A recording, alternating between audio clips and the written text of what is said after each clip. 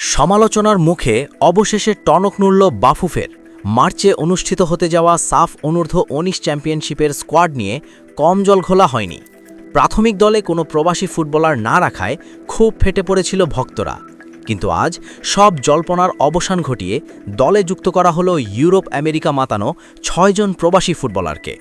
এক নজরে দেখে নেওয়া যাক কারা ডাক পেলেন বাফুফের এই নতুন তালিকায়।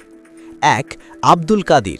ইতালির লিগে খেলা এই ফরওয়ার্ড আক্রমণে দলের ধার বাড়াবেন বলে আশা করা হচ্ছে। ২. ইব্রাহিম নেওয়াজ। ইউকের ফুটবল সিস্টেমে বেড়ে ওঠা এই সেন্ট্রাল মিডফিল্ডার মাঝমাঠের নিয়ন্ত্রণ নিতে আসছেন। ৩. সুশ্রুত মণ্ডল। কানাডা থেকে যোগ দিচ্ছেন এই তরুণ প্রতিভা এবং যুক্তরাষ্ট্র থেকেই আসছেন ৩ জন। ৪. বিতোষক চাকমা, ফরওয়ার্ড। ৫. আমির সামি, ফরওয়ার্ড। ৬. ফারজাদ আফতাব। প্রাথমিক দল ঘোষণা হওয়ার পর থেকেই সোশ্যাল মিডিয়ায় প্রশ্ন উঠেছিল, কেন প্রবাসীদের সুযোগ দেওয়া হচ্ছে না। অনূর্ধ্ব-১৯ সাফের মতো গুরুত্বপূর্ণ টুর্নামেন্টের আগে দলের শক্তি বাড়াতেই তড়িঘড়ি করে এই ৬ জনকে ক্যাম্পে ডাকার সিদ্ধান্ত নিয়েছে বাফুফে।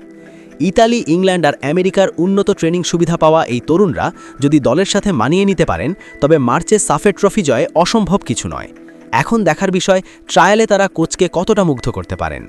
বাফুফের এই সিদ্ধান্তকে আপনি কিভাবে দেখছেন? বিতোষক ইব্রাহিমরা কি পারবেন বয়সভিত্তিক দলে নতুন ইতিহাস গড়তে? কমেন্টে আপনার মতামত জানান। ফুটবলের সব ব্রেকিং আপডেট সবার আগে পেতে আমাদের সঙ্গেই থাকুন।